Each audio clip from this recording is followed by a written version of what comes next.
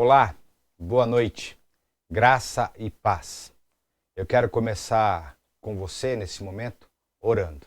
Baixe sua cabeça. Pai, eu quero te agradecer porque o Senhor tem nos dado vida e abundância. Quero te agradecer por esse dia maravilhoso.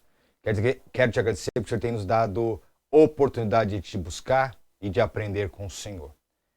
Agora, Senhor, eu quero pedir pelas vidas que estão enlutadas, pelas famílias enlutadas, pelas vidas que estão enfermas, por essa pandemia, Senhor, que o Senhor possa vir nos fortalecer e nos capacitar e abrir os nossos olhos à obediência.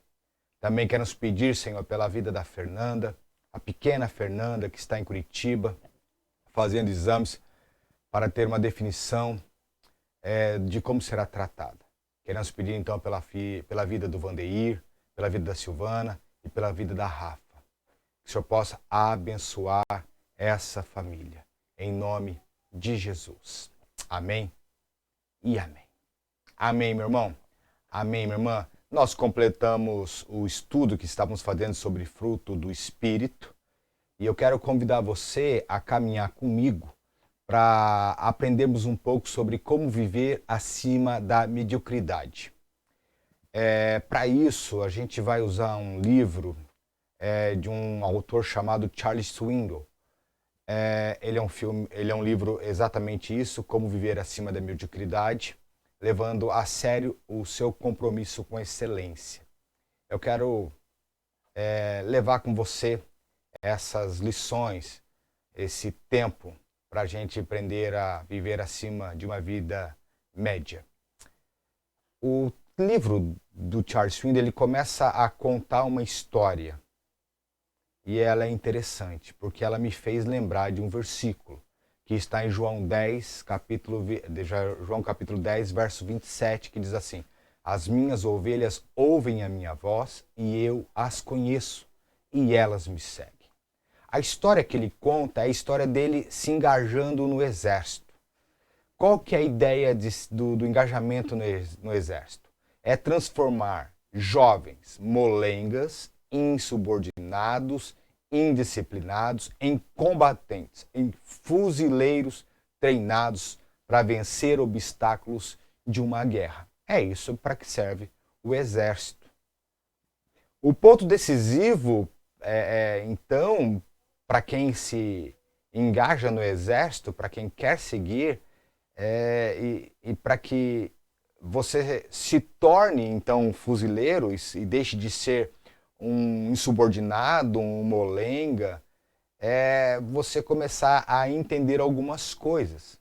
E ele conta no texto que uma das realizações foi, primeiro, aprender a respeitar a autoridade máxima, que era o sargento e instrutor, que ele coloca no texto que era quase como um deus dentro do quartel.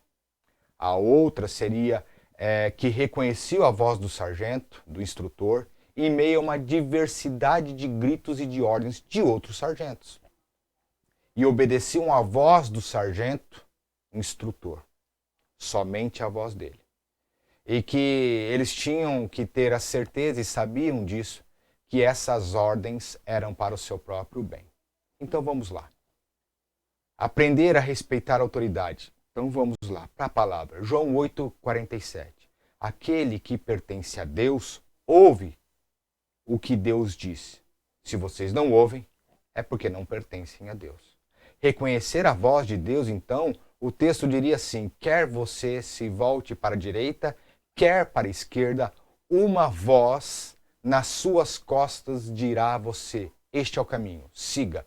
Isaías 30:21. Obedeciam à voz de Deus, então. Portanto, quem ouve estas minhas palavras e pratica é como um homem prudente, que construiu a sua casa sobre a rocha. Caiu a chuva, transbordaram rios, sopraram os ventos e deram contra aquela casa. E ela não caiu, porque tinha seus alicerces em uma rocha. Mateus 7, 24, 25. Saber que todas as ordens é para o bem, então o texto é Romanos 8, 28. E sabemos que todas as coisas contribuem juntamente para o bem daqueles que amam a Deus e daqueles que são chamados por seu decreto. O que nós tiraríamos para nós, então, dessa história do Swindoll? Seria assim.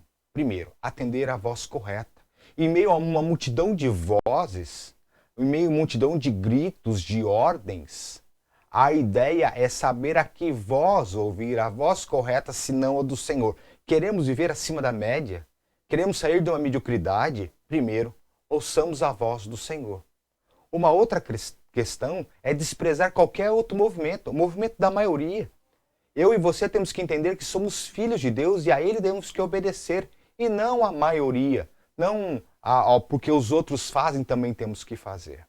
Temos então que sermos disciplinados ou disciplinadas para saber o que é essencial nas nossas vidas e o que é secundário.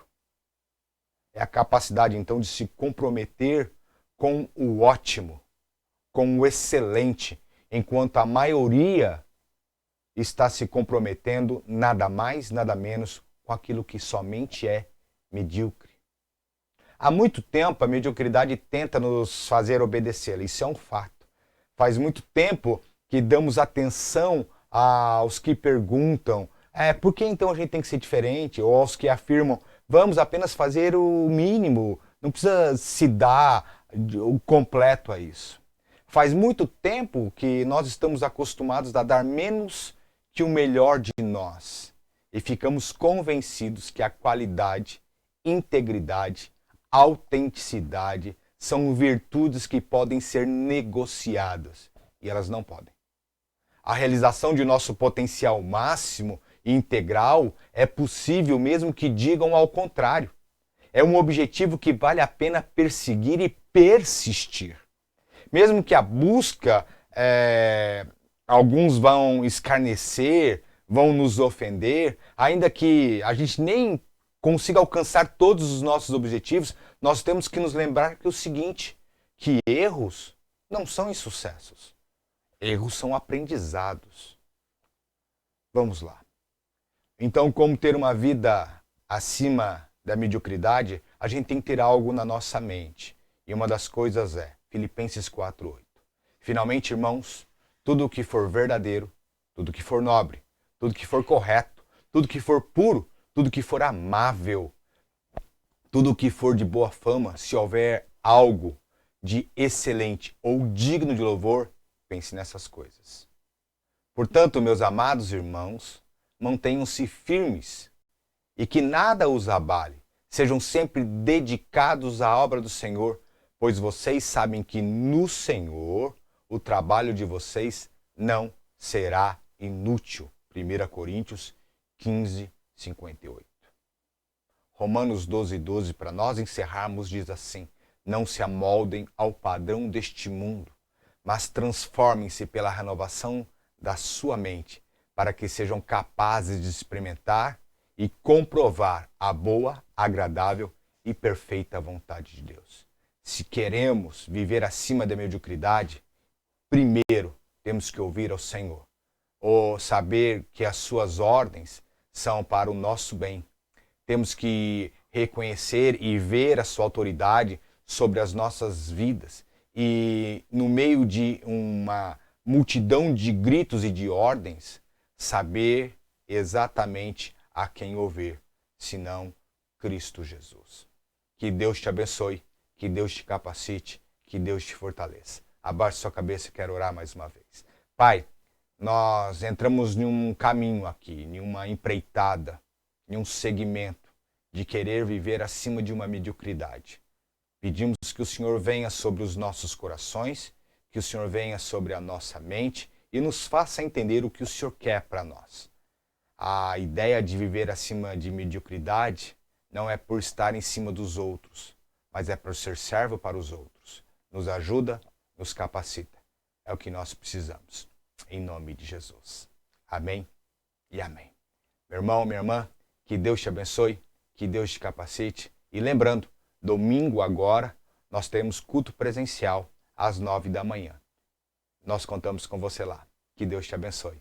Um grande abraço.